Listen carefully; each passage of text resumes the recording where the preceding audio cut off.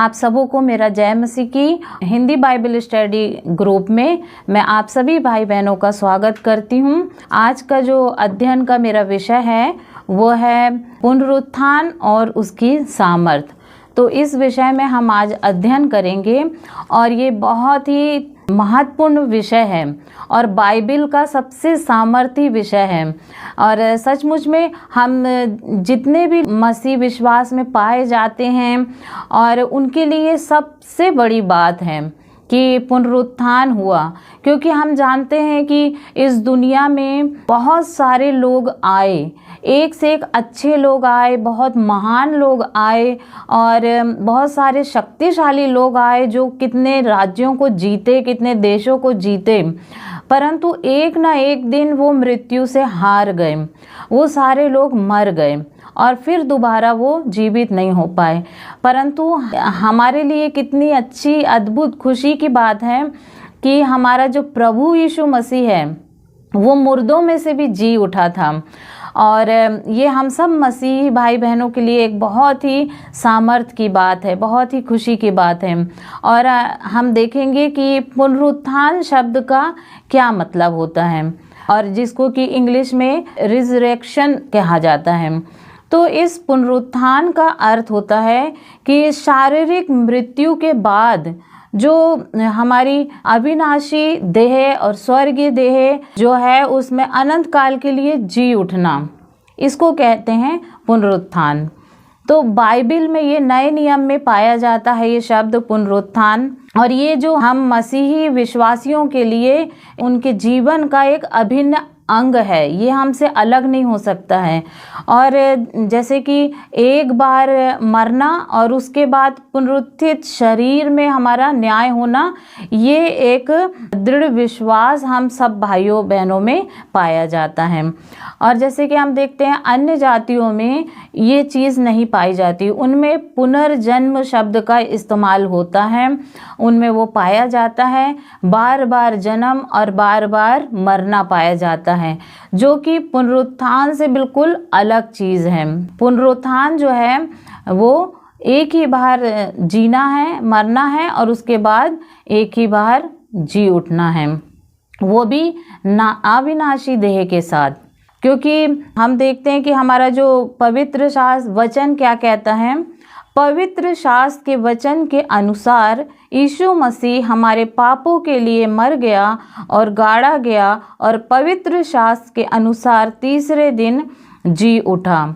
तो हमारा यीशु मसीह जो था वो मरकर जी उठा था। सिर्फ और सिर्फ इस संसार में, पूरे संसार में सिर्फ एक ही था प्रभु यीशु मसीह जो मर के मुर्दों में से जी उठा था, और वो भी अविनाशी देह के साथ। तो हम देखते हैं कि प्रभु यीशु मसीह के बारे में जो भी उनके जीवन के बारे में जो हम देखते हैं नए नियम में, वो सब पुराने नियम में उसके बारे में भविष्यवाणी कर दी गई थी।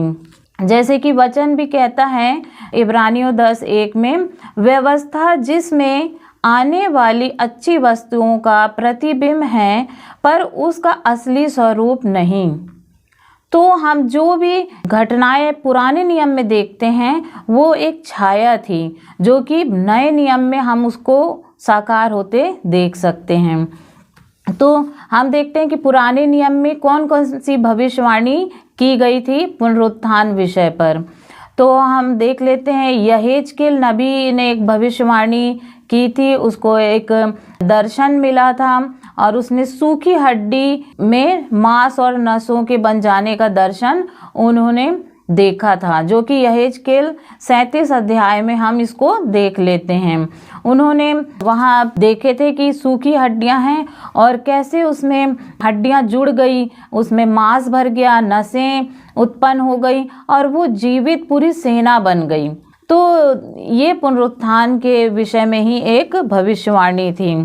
फिर हम देखते हैं अय्यूब की पुस्तक में भी अय्यूब कहते हैं 19 अध्याय उसका 25-26 पद में, मुझे तो निश्चय है कि मेरा छुड़ाने वाला जीवित है और वह अंत में पृथ्वी पर खड़ा होगा और अपनी खाल के इस प्रकार नाश हो जाने के बाद भी मैं शरीर में होकर ईश्वर का दर्शन पाऊंगा।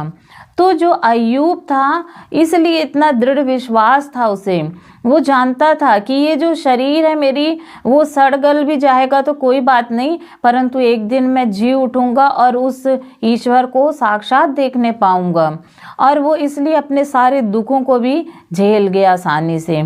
फिर हम देखते हैं कि दाऊद ने भी अपने भजनों में भविष्यवाणी की थी।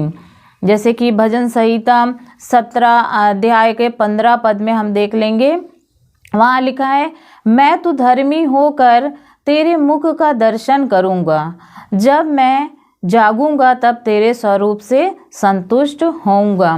तो यहाँ पर भी दाऊद यही कह रहा है, पुनरुत्थान के बारे में ही कह रहा है कि जब वो मर के जी उठेगा तो प्रभु परमेश्वर को वो अपने आँखों से देखेगा।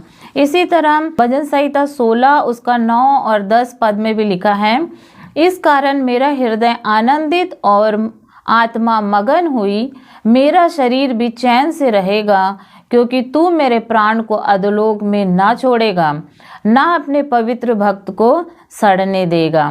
तो ये जो था दाऊद ने जो कहा था भजन में, तो उसको देखने में तो लग रहा है ये अपने लिए कहा है, परंतु प्रेरितों 2 अध्याय उसका 22 पद से 36 पद तक में हम जब इसका स्पष्टीकरण देखेंगे, वहाँ पर साफ साफ लिखा है कि जो दाऊद ने ये बोला था तो वो अपने लिए नहीं कहा था, वो प्रभु यीशु मसीह के बारे में भविष्यवाणी की थी, क्योंकि वो मर गया और जीवित नहीं हुआ, परंतु हमारा प्रभु यीशु मसीह जीवित हुआ, उसका शरीर सड़ने नहीं पाया। तो इस तरह हम इसको देख लेते हैं। फिर हम देखते हैं कि यशायाह भी भविष्यवाणी करता है, और इसको हम देख लेते हैं। यशायाह 25 अध्याय उसका 8 पद में लिखा है, वह मृत्यु को सदा के लिए नाश करेगा और प्रभु यहोवा सबों के मुख पर से आंसू पोंछ डालेगा और अपनी प्रजा की नाम धराई सारी पृथ्वी पर से दूर करेगा। तो यशायाह भी अपने भविष्यवाणी करता है कि आने वाले समय में परमेश्वर हमारे सब आंसुओं को पोंछ डालेगा, हमारी नाम धराई को भी खत्म कर देगा। तो ये सब भविष्यवाणी पुराने नियम में कही गई भविष्यवक्ताओं के द्वारा। फिर हम इसको देख लेंगे नए नियम में भी बताया गया, जैसे कि पहला यूहन्ना 3 अध्याय उसका 2 पद में वहाँ पर लिखा है, जब वह प्रकट होगा तो हम भी उसके सामने होंगे, क्योंकि उसको वैसा ही देखेंगे जैसा वह है। तो यहाँ पर नए नियम में भी बहुत सारी भविष्यवाणियाँ हमको देखने मिलती है कि पुनरुत्थान के विषय में बहुत सारे वचन पाए जाते हैं कि पुनरुत्थान होगा। जैसे कि पहला कुरिन्थियों 6:14 पद में भी हम देख लेते हैं, लिखा है, परमेश्वर ने अपनी सामर्थ से प्रभु को जिलाया और हमें भी जिलाएगा। तो ये पौलुस के द्वारा लिखा गया है और वो बोलता है कि जैसे प्रभु को जिलाया गया वैसे हमको भी जिलाया जाएगा।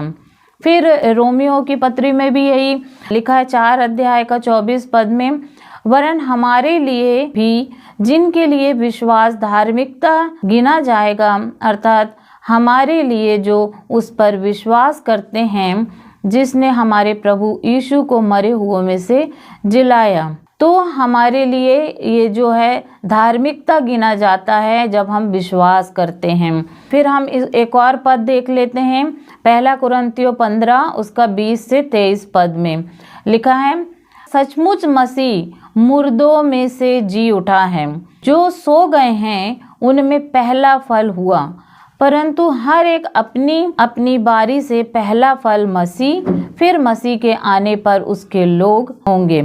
तो इस तरह से ये वचन पाया जाता है, क्योंकि जो परमेश्वर पिता है हर चीज़ में यीशु मसीह को पहलौटा किया है, तो उसके जी उठने को भी उसने पहलौटा किया है। सबसे पहले प्रभु यीशु मसीह जिलाए गए और उसके बाद जो हम विश्वास करते हैं इस बात पर, तो हम भी एक दिन जिलाए जाएंगे। और हम देखते हैं कि बहुत सारे लोग जीवित किए गए।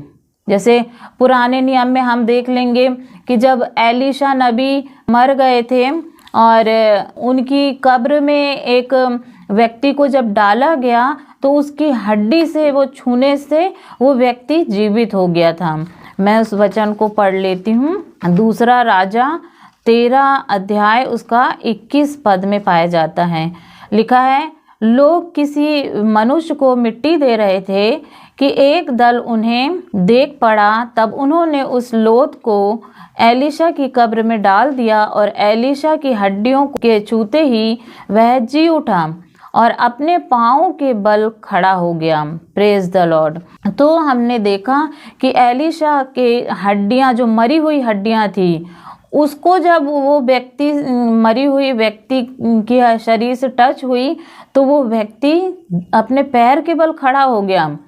तो ये एक पुनरुत्थान की तरफ एक भविष्यवाणी थी जो पुराने नियम में पाया जाता है। फिर हम और भी उदाहरण देख लेते हैं कि इस तरह कौन कौन जीवित हुआ था।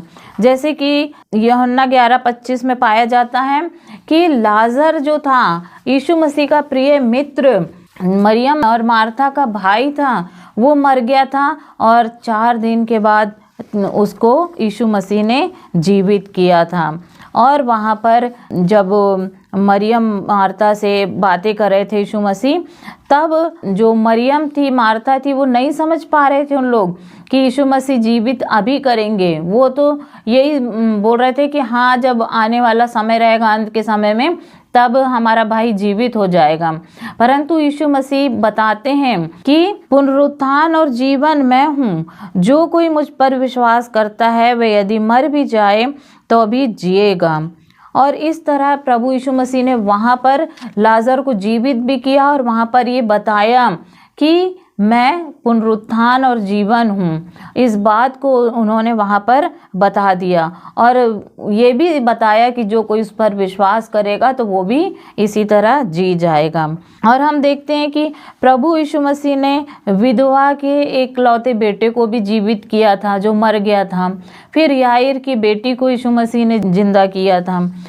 और जब यीशु मसीह क्रूस पर चढ़ाए जा रहे थे और जब वो मर गए और उसके बाद जो थी, जो पवित्र लोग मर गए थे, पवित्र लोगों की कब्रें खुल गईं और कितने लोग जीवित हो उठे थे। तो ऐसे करके बहुत सारे लोग जीवित हुए हैं मुर्दों में से, परंतु वो कुछ समय के बाद मर गए, वापस फिर से मर गए, क्योंकि वो शारीरिक देह में ही जीवित हुए थे। पर हमारा जो यीशु मसीह जीवित हुआ था वो शारीरिक देह में जीवित नहीं हुआ था, वो स्वर्गीय देह, अविनाशी देह में जीवित हुए थे और फिर वो दोबारा कभी नहीं मरे और वो आज तक जीवित हैं। और जो वो कार्यों को अपने जीवित रहते समय कर रहे थे, वो ही सारे कार्य आज भी लोग कर रहे हैं विश्वास के द्वारा। और यीशु मसीह ने बोले भी थे कि तुम मुझसे भी बड़े बड़े काम करोगे। तो यदि हम सब विश्वास करते हैं तो हम प्रभु यीशु मसीह से भी बड़े बड़े कार्यों को करेंगे, क्योंकि यीशु मसीह ने कहा है। तो इसी तरह जब यीशु मसीह ने कहा है कि यदि विश्वास करोगे तो तुम मुझसे भी बड़े बड़े काम करोगे, तो हम उससे भी बड़े काम करेंगे ही। फिर हम देखते हैं कि और भी वचन क्या कहता है। 1 कुरिन्थियों 15 उसका 51 पद से 54 पद तक हम देख लेंगे। उसमें लिखा है, हम सब तो नहीं सोएंगे परंतु सब बदल जाएंगे, और यह क्षण भर में पलक मारते ही पिछली तुरही फूंकते ही होगा। क्योंकि तुरही फूंकी जाएगी और मुर्दे अविनाशी दशा में उठाए जाएंगे और हम बदल जाएंगे। क्योंकि अवश्य है कि वह नाशमान देह अविनाश को पहन ले, यह मरणहार देह अमरता को पहन ले। और जब यह नाशमान अविनाश को पहन लेगा और यह मरणहार अमरता को पहन लेगा, तब वह वचन जो लिखा है पूरा हो जाएगा कि जय ने मृत्यु को निगल लिया। तो वचन हमें बताता है कि हमारा जो ये शरीर है वो नाश हो जाएगा एक दिन, परंतु हम उसके बाद हमारा परमेश्वर पिता हमको ऐसी देह पहना देगा जो कभी नाश नहीं होगी। 1 कुरिन्थियों 15 20 से 23 पद में भी कहता है वचन, परंतु सचमुच मसीह मुर्दों में से जी उठा है और जो सो गए हैं उनमें पहला फल हुआ। क्योंकि जब मनुष्य के द्वारा मृत्यु आई, तो मनुष्य ही के द्वारा मरे हुओं का पुनरुत्थान भी आया।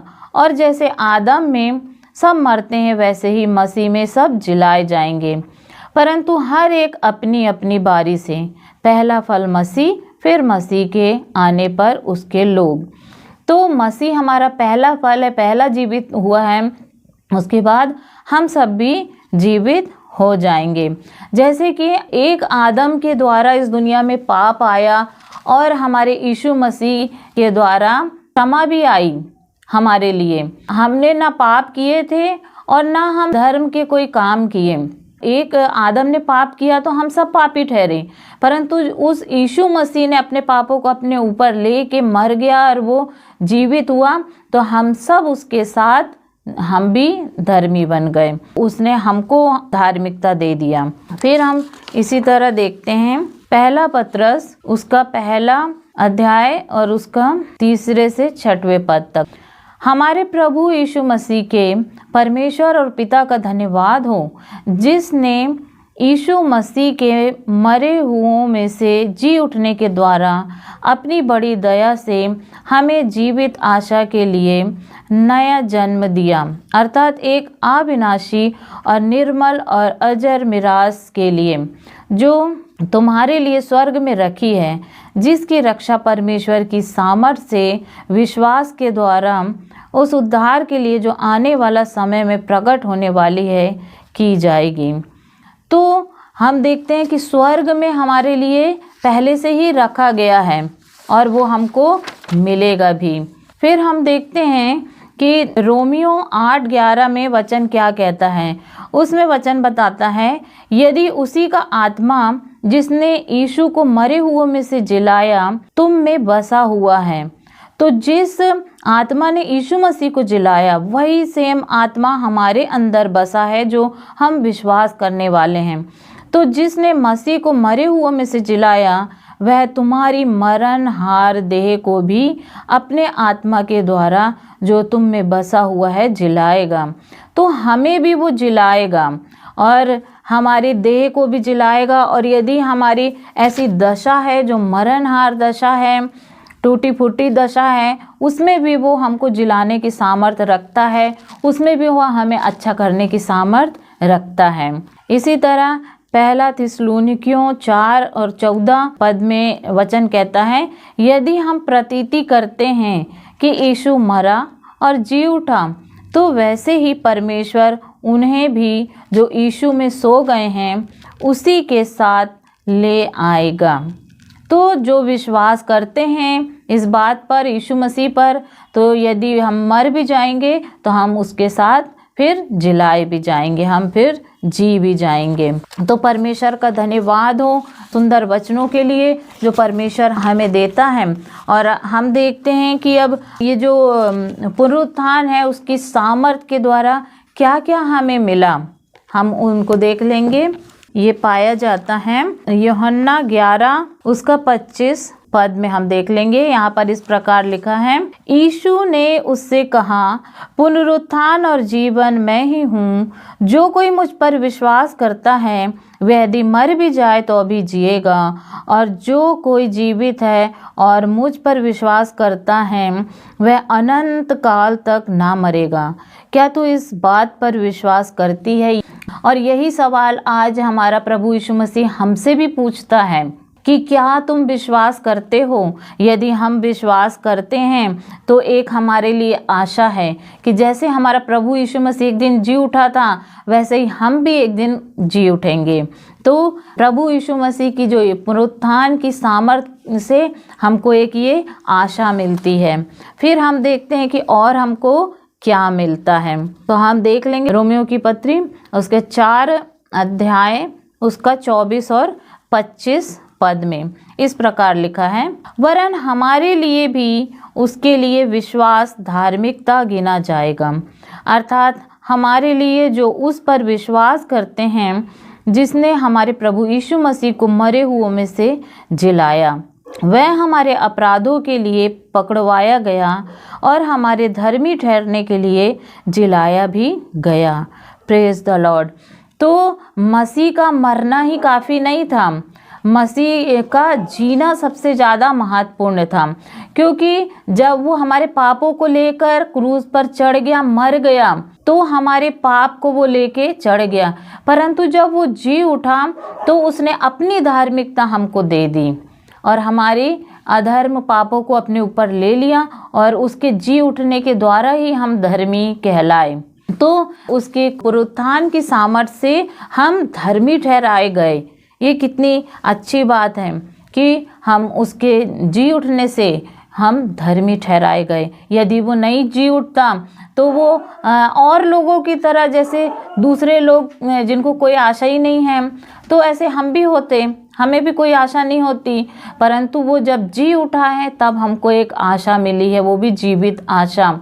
हम उस जीवित आशा के साथ हम जी रहे हैं और उसके कारण ही हम धर्मी ठहर रहे हैं। फिर हम देखते हैं कि और हमको क्या मिला है, इसको हम देख लेंगे। 2 कुरिन्थियों 5 उसका 15 पद में यहाँ पर इस प्रकार लिखा है, और वह इस निमित्त सबके लिए मरा कि जो जीवित हैं वह आगे को अपने लिए ना जिए, परंतु उसके लिए जो उनके लिए मरा और फिर जी उठा। तो उसने एक हमें जीने का मकसद दिया पुनरुत्थान के द्वारा। जो हमारे लिए मर के जी उठा तो हम भी उसके साथ मर गए क्रूस पर। वो जी उठा तो हम भी जी उठे। यीशु मसीह जो थे वो हम सब के पापों के लिए अपना बलिदान दिया, तो अपने लहू को वो उस वेदी के पास परमेश्वर के सामने अर्पित किए। तो जब वो वहाँ पर गए तो उसमें हम सब थे, जितने भी हम हैं सब उस मसीह में थे और परमेश्वर के सामने हम पहुंचाए गए, हम उसके साथ धर्मी बन गए। तो हमें अब ये नहीं बोलना चाहिए कि हे परमेश्वर हम पापी हैं। क्यों हम ये नहीं बोल सकते? क्यों? क्योंकि हमारे पाप तो यीशु मसीह ने ले चुका है और उसने अपनी धार्मिकता हमें दे दिया है। बस हमको विश्वास से उस चीज़ को अंगीकार करना है, अपने दिल से मानना है कि अब हम पापी नहीं हैं, हमारे पाप तो यीशु मसीह ने ले लिया और हमें धार्मिकता दे दी। तो अब हमको एक हमारे जीने का मकसद उसमें दे दिया गया है कि अब हम मसीह में जिए, जैसा वो चाहता है हम उसके अनुसार अपना जीवन बिताएं और हम उसी के लिए जिए भी।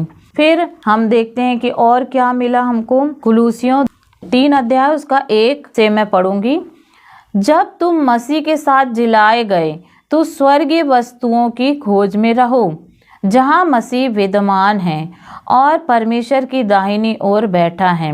पृथ्वी पर की नहीं परंतु स्वर्गीय वस्तुओं पर ध्यान लगाओ। तो उसके पुनरुत्थान के बाद जो हमको एक नई आशा मिली है और हमारे जीवन का मकसद मिल गया है, और अब वचन बताता है कि हम मसीह के साथ हम जिलाए गए हैं। तो अब हमको इस सांसारिक चिंताओं में नहीं फंसना है कि हमको ये चाहिए वो चाहिए, मेरे को बड़ा नाम चाहिए है, मुझे इतनी प्रॉपर्टी खड़ी कर देना है, मुझे ये करना है। तो ये सब चीज़ें तो है ज़रूरी हमारे जीने के लिए, पर उसी को हमको अपने जीवन का मकसद नहीं बना लेना है, उसी को अपनी खोज नहीं बना लेना है। हमको अब स्वर्गीय वस्तुओं की खोज में लग जाना है और हमको उन्हीं चीज़ों के पीछे हमको रहना है जो विद्वान है, मतलब कि जो स्थिर है, दृढ़ है, उन चीज़ों की खोज में हमको रहना है। फिर वचन आगे लिखा है, पृथ्वी पर की नहीं परंतु स्वर्गीय वस्तुओं पर ध्यान लगाओ, क्योंकि तुम जो मर गए और तुम्हारा जीवन मसीह के साथ परमेश्वर में छुपा हुआ है।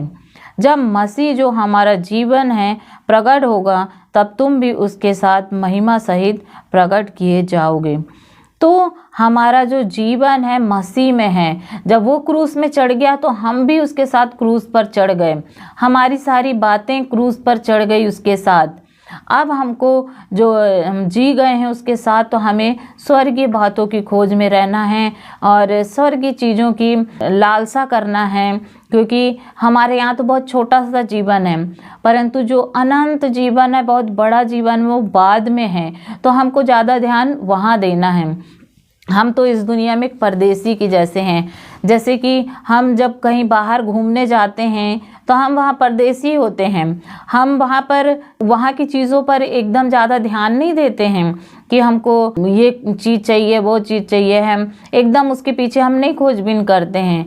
पर हम जब वापस लौट कर आते हैं अपने घर में, तब हमको मालूम है कि हमको कूलर भी चाहिए, हमको पंखा भी चाहिए, हमको खाना भी चाहिए है, तो हम उन चीज़ों की खोज करते हैं और उनको प्रबंध करते हैं। पर परदेश में हम नहीं करते हैं। ऐसे ही हम भी, जो हमारा जीवन है यहाँ पर परदेसी हैं, तो हमें अपनी स्वर्गीय बातों में ध्यान देना है, ना कि इस संसार की बातों में ध्यान नहीं देना है। तो हमने देखा कि जो पुनरुत्थान जो है बहुत ही सामर्थी चीज़ है और उसके द्वारा हमें बहुत सारी चीज़ें प्राप्त भी हुई हैं। हम देखते हैं कि सामर्थ के कौन कौन से कार्य करती है।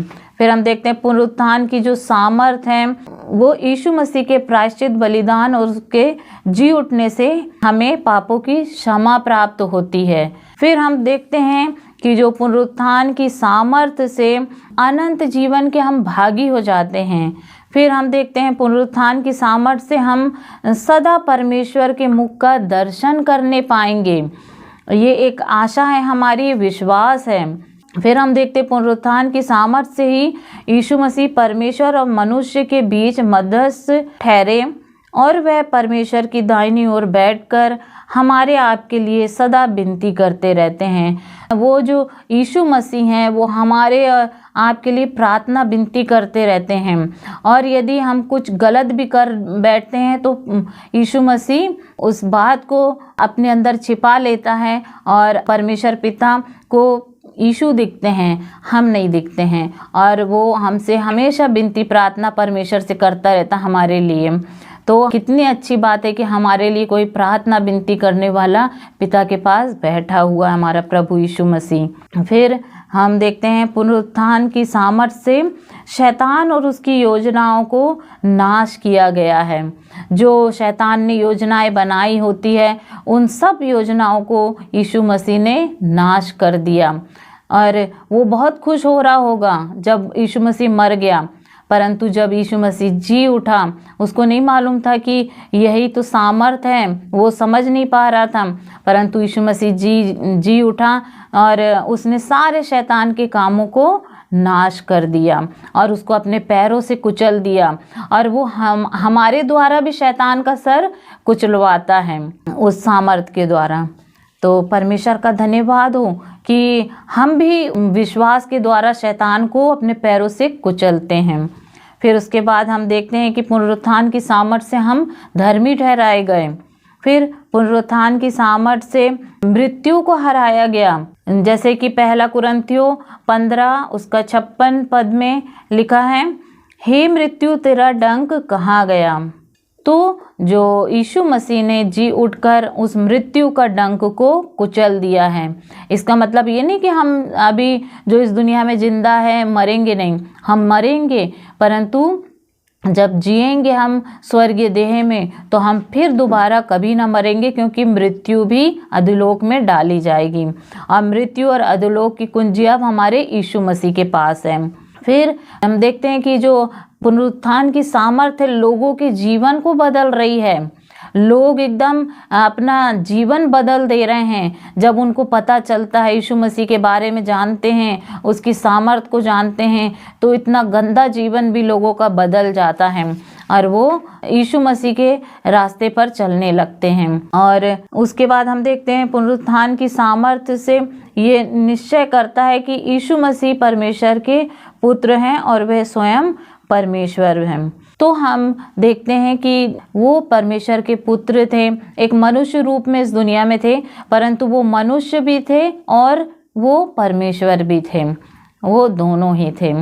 तो जो जैसे हमको दर्द तकलीफ होता है शारीरिक रूप में, ऐसे ही उसे भी हुआ। और फिर वो परमेश्वर भी था पूरा, उसको पूरा अधिकार था इस पूरी पृथ्वी पर, हम पर सब पर अधिकार था। तो वो ईश्वर भी था पूरा 100% और पूरा मनुष्य भी था, उसे भी दर्द होता था, उसे भी खुशी होती थी। तो हमने देखा कि हमारे पुनरुत्थान जो हमारा यीशु मसीह हुआ, मृत्युंजय है वो, और वो उसने मृत्यु को हराया। उसके अलावा किसी ने मृत्यु को नहीं हराया, सिर्फ हमारा प्रभु यीशु मसीह विजय हुआ है, उसने मृत्यु को हराया है। और जो लोग भी उस पर विश्वास करते हैं वो भी एक दिन जी उठेंगे और वो भी एक दिन उसके साथ राज्य करने पाएंगे। तो मैं इन वचनों के साथ ही अपने आज के अध्ययन को समाप्त करती हूँ। परमेश्वर पिता हम सबको उस पुनरुत्थान की सामर्थ्य से भर दे और हम सबको इस्तेमाल भी करें। Praise the Lord.